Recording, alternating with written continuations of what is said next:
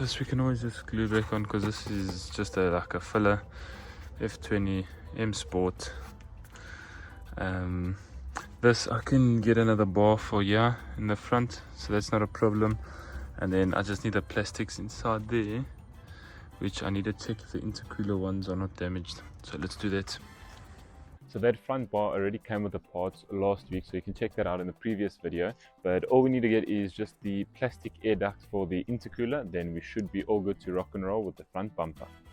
So I'm going to continue stripping the front. If you guys like what you've seen, hit the like button, hit that subscribe button, share it with anyone you think that will enjoy this rebuild / series going on, and I'll catch you guys next week. Peace out.